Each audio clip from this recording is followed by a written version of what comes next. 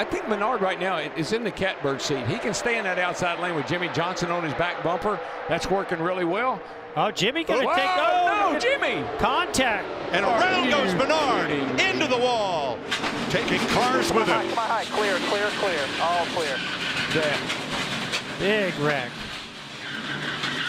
you got it. Well, I'm just wondering, did that suck the back end of the car around on Menard, or did they make contact that turned him around? When the 48 gets on your bumper like that, it probably had something to do with it. 4 cars were out in front of that melee. My. Make that 6. And everybody else got a piece of it. Yeah, well, let's take a look at it, and we'll determine how that happened. First, we're going to ride with Kurt Busch. Now, he is behind Jimmy Johnson's number 48.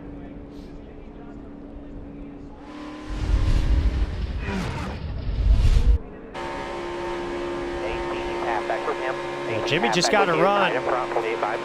Went to side draft the left rear of the 21 of Paul Menard. I don't know if Paul came down a little bit, but they got too close and hit. Paul never moved. It looked like it sucked Jimmy into him. I think he made a miscalculation there. Yeah, Menard comes off the wall a little bit. It just you know, a misjudgment. Yeah. And made contact, turned him around. Look at all. I mean, look at that. That's a wad of wrecked race cars. That's the world's fastest wrecking yard right there. there. Oh my gosh, Mike.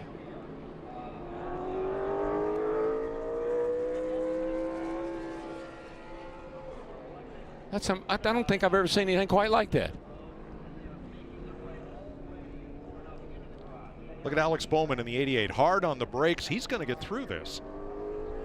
I'm not sure how, but he did. Well, he's the only one. Yeah.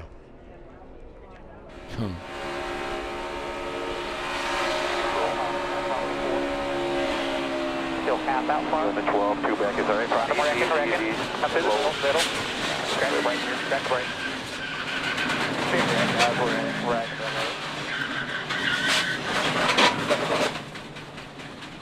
And we'll ride with Jamie McMurray next.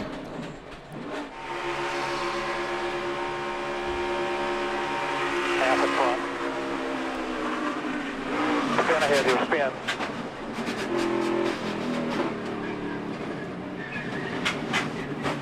spin. Jamie actually made it through there. Yep. But unfortunately, got hit from behind. Daniel Suarez carrying our Fox visor cam. You know what you call that, Mike? That was a clash. Up high, they're up high. Up high, stay in the middle, stay in the middle. Come on down, come on down, come on down, come on down, come on down, you're clear left. We got into it pretty bad. Hold the brake. There's just nothing you can do. It's such a helpless feeling right there. You start to see cars turning sideways and smoke, and you're trying to slow down on the brakes as hard as you can, but you're right in the middle of it. Yeah. And going along for a ride.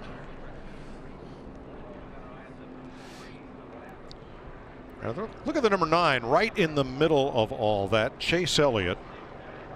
He did get a little bump from Bowman in the back, and he got into Eric Jones and Austin Dillon a bit.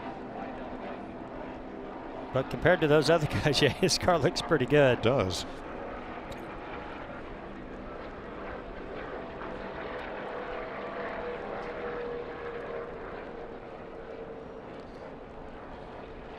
And then he's going to kind of fight his way through.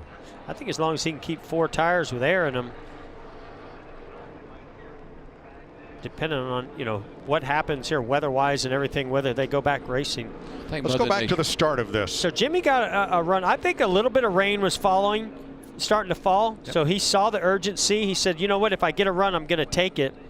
And he did. And your normal move is to get up there and just side draft, as we've been showing earlier, on that left rear tire. And that's exactly what Jimmy Johnson went to do. Unfortunately, just misjudged. Paul came down a little bit. They made contact, turned the 21 around. And did you see the Busch brothers? Kurt shot through, and it looks like what happened to Kyle, that he spun there, but don't think he made any contact with anyone else. He's getting ready to.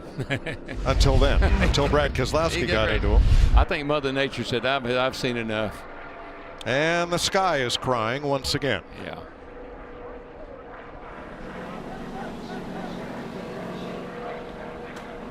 So the track drying equipment goes back out to turn 1 yet again. And this rain here is falling a little heavier than what we've seen so far. Yeah, this is pretty hard shower right here.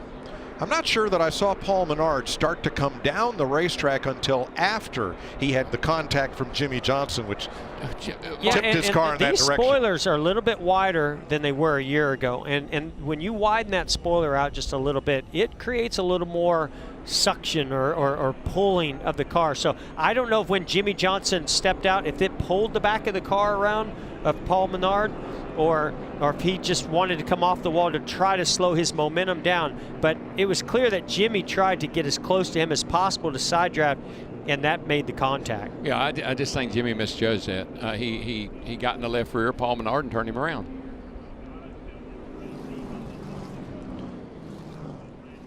We're going to hear some audio from Paul Menard's team.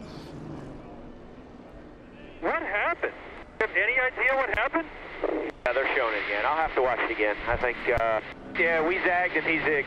I mean, they were going for the same space.